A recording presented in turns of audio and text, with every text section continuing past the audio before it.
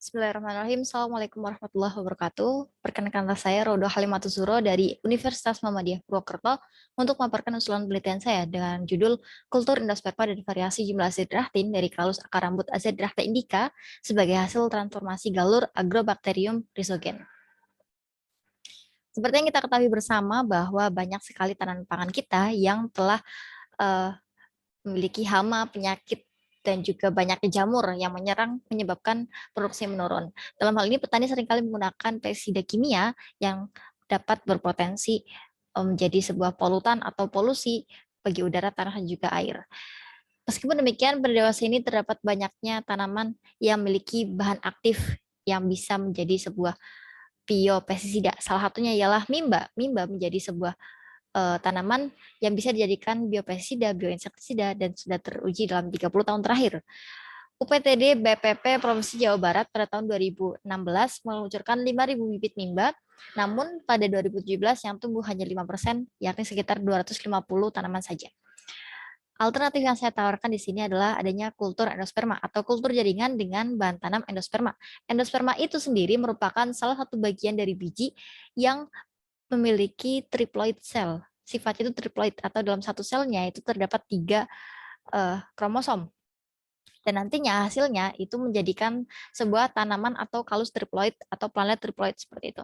Nah, Catur Fedi dan teman-temannya telah meneliti si kultur endosperma ini pada mimba tentunya dengan penambahan Na 5 mg, BAP 2 mg, dan juga klorompenicum 500 mg dapat menginduksi kalus sebanyak 53%. Hal ini membuktikan kalau mimba juga berpotensi jika dia tumbuh dari sebuah endosperma. Next. Jadi di mimba ini sendiri dia memiliki banyak sekali bahan aktif, diantaranya ada azidrahtin, nimbolit, salanin, benzoitin. Nah, azidrahtin sendiri itu dia menjadi sebuah bahan aktif yang lumayan penting karena memiliki potensi aktivitas mikrobiologi dari 70 hingga 90% dan jumlahnya di dalam satu buah biji itu lumayan banyak. Nah, kalau di sini saya ingin sekali menggabungkan antara kalus triploid dan juga Agrobacterium rhizogen agar bisa menghasilkan kalus triploid akar rambut karena hal ini belum pernah dilakukan dan bisa berpotensi untuk menghasilkan sebuah kalus triploid dengan uh, vegetatif yang besar dan juga memiliki kadar azidrahtin yang lebih tinggi seperti itu. Rumusan masalah yang pertama, berapa konsentrasi NaA dan BAP yang berpengaruh paling baik terhadap induksi kalus endosperma mimba? Yang kedua, media apa yang berpengaruh paling baik dalam peremajaan Agrobacterium rhizogen? Dan yang ketiga, bagaimana karakterisasi kalus triploid akar rambut mimba dengan kadar azidrahtin yang tertinggi? Hipotesis penelitian yang pertama, diduga pemberian konsentrasi 5 mg NaA dan 2 mg BAP dapat memberikan pengaruh terbaik terhadap induksi kalus triploid mimba. Yang kedua, diduga penggunaan media YMA berpengaruh terbaik dalam peremajaan Agrobacterium rhizogen. Dan yang ketiga, diduga kalus triploid akar rambut mimba dan kadar azidrahtin yang tinggi memiliki karakter kalus remah, kuning pucat dengan jumlah akar rambut yang banyak. Selanjutnya alat dan bahan yang saya gunakan di sini saya menggunakan LAAF, autoclave, Baker glass dan juga lain sebagainya. Sedangkan bahan yang digunakan menggunakan endosperma mimba yang masih muda, bakteri Agrobacterium rhizogen, agar-agar, gula dan alkohol dan lain sebagainya.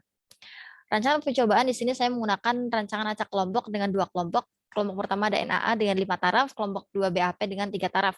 Maka total perlakuan yang ada ialah oh, maaf salah, yang NaA ada 6 taraf, maka total perlakuannya terdapat 18 perlakuan. Dengan 5 ulangan, pada setiap ulangan terdapat 90 explan, maka totalnya terdapat 450 explan dalam 90 botol kultur.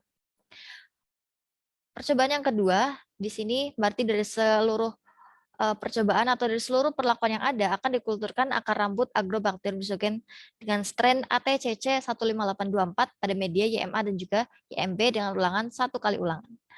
Pelaksanaan penelitian yang pertama sterilisasi alat dengan autoclave, lalu pembuatan media sesuai dengan perlakuannya. Selanjutnya ada persiapan explant atau persiapan endosperma mimba, yakni kita ambil dulu dari bijinya, lalu kita pisahkan dengan embrio dan juga endospermanya. Selanjutnya ada sterilisasi explant dengan bakery dan juga alkohol 96%. Selanjutnya ada penanaman, endospermanya diambil lalu ditanam pada setiap perlakuan yang ada. Selanjutnya pemilihan kalus sehingga kalus ini sampai menumbuhkan hasil seperti itu. Selanjutnya, pelaksanaan penelitian untuk infeksi dari si Agrobacterium ke kalus. Yang pertama, sterilisasi alat masih menggunakan autoclave. Yang kedua, pembuatan media YMA dan juga YMB bagi peremajaan si agrobakteriumnya. Lalu yang ketiga adalah penginfeksian dari si agrobakterium rizogen ke kalusnya.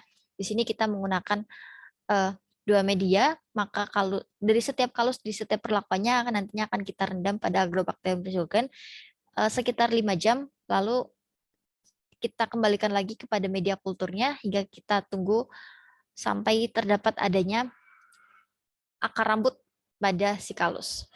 Selanjutnya variabel pengamatan di sini terdapat banyak ya. Ada waktu pembentukan kalus, tekstur kalus, keberhasilan pembentukan kalus, warna kalus, gunakan mansel, media pemilihan bakteri, media mana yang paling bagus, kadar azidrahtin yang spektrofotometer, jumlah akar rambut nanti kita hitung satu persatu, dan juga pencoklatan eksplan atau eksplan yang gagal yang tidak bisa menjadi sebuah kalus.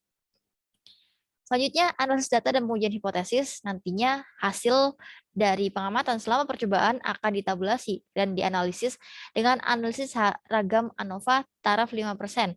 Dan apabila perlakuannya menghasilkan pengaruh nyata, maka pengujian dilanjutkan dengan uji rincian multiple range test pada taraf 5% dengan program SPSS 26. Namun, apabila tidak memenuhi syarat untuk analisis ragam ANOVA, maka dialihkan dalam kursus kalkulus test dengan aplikasi SPSS 26.